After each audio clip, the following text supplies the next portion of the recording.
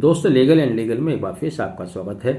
लगता है कि सुप्रीम कोर्ट ने कमर कस ली है। वो एसबीआई को किसी सूरत बहाना नहीं बनाने देंगे।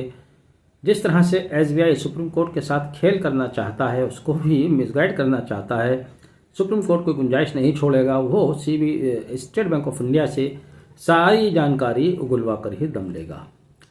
आज सुप्रीम कोर्ट में chief justice doctor DY Chandrachud ने एक बार फिर से नाराजगी जाहिर करते हुए कहा कि हमारे आदेश 15 फरवरी 2024 के अनुसार, जिसमें हमने कहा था कि आप सारी जानकारियां डिस्क्लोज करेंगे, तो सारी जानकारियां मतलब सारी जानकारी। डॉक्टर DY चंद्रचूड़ ने कहा कि आप अल्फा न्यूमेरिकल नंबर भी दें ताकि उनको मैच किया जा सके। साथ ही हमने 15 फरवरी का जो आदेश दिया था, DY चंद्रचूड़ साहब का कहना है कि 15 फरवरी के आदेश के अनुसार आप परचेजर की डिटेल देंगे, रेसिपिएंट की डिटेल देंगे और उसका डिनोमिनेशन भी साथ में देंगे।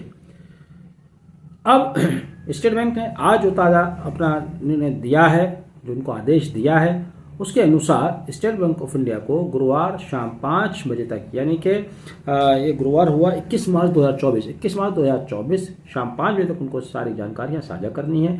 साथ ही जैसा कि DY चंद्रचूड़ साहब ने कहा कि स्टेट बैंक के चेयरपर्सन द्वारा शाम 5 बजे तक ये एफिडेविट देना होगा कि उन्होंने सारी जानकारियां डिस्क्लोज कर दी हैं। साथ ही इलेक्शन कमीशन ऑफ इंडिया को भी आदेश जारी किया है कि जैसे ही आपको जानकारियां प्राप्त होती हैं, आप तुरंत उनको अपने वेबसाइट पर साझा करेंगे। इसके अलावा डॉक्टर DY चंद्रचूड़ आज सोशल मीडिया पर भी काफ़ी नाराज़ हुए। उन्होंने कहा कि सोशल मीडिया पर जिस तरह से डेटा को और हमारे आदेश को उलट पलट कर दिखाया जा रहा है, हम उससे अवेयर हैं। उन्होंने कहा कि हम कानून से बंधे हुए हैं, कानून का पालन करते हैं, लेकिन हमारे शोल्डर इतने मजबूत हैं कि हम उनसे कैसे निपटें ये भी जानते हैं।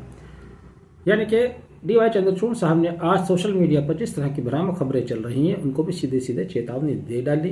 कहा कि हम उनसे भी निपटना जानते हैं। उन्होंने कहा कि अब बिच हंटिंग लफ्ज़ यूज़ किया है कि बिच हंटिंग शुरू हो गई है, आंकड़ों को घुमा फिरा कर पेश किया जा रहा है, हम इससे अवेयर हैं। तो कुल मिलाकर अब गुरुवार शाम 5 बजे तक स्टेट बैंक ऑफ इंडिया को एक और टास्क दे दी गई है, जिसके अनुसार उन्हें तमाम जानकारियां जो अब तक वो डिस्क्लोज नहीं करना चाहते थे, यहाँ पर मैं आपको बता दूं, सुप्रीम कोर्ट ने बार बार कहा है कि ऑल कंसीवेबल इंफॉर्मेशन, उनको तमाम कंसीवेबल इंफॉर्मेशन जिन पर विश्वास किया जा सके, यानी कि उनके ऊपर एक बर्डन रख दिया है कि कोई भी इंफॉर्मेशन ऐसी ना हो जो गैर यकीनी हो या जो भ्रामक हो। तो अब गुरुवार शाम 5 बजे तक स्टेट बैंक ऑफ इंडिया को हर हालत में सुप्रीम कोर्ट के समक्ष तमाम जानकारियाँ जो उसने अभी तक छुपा ली हैं या जानबूझकर नहीं दे रहे हैं, वह भी देनी होंगी।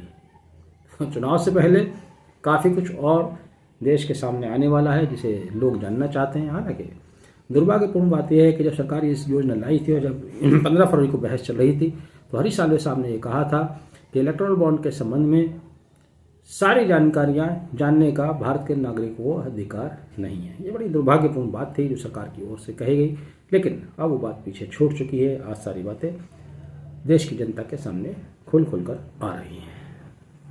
आपने वीडियो आखिर तक देखा, थैंक यू।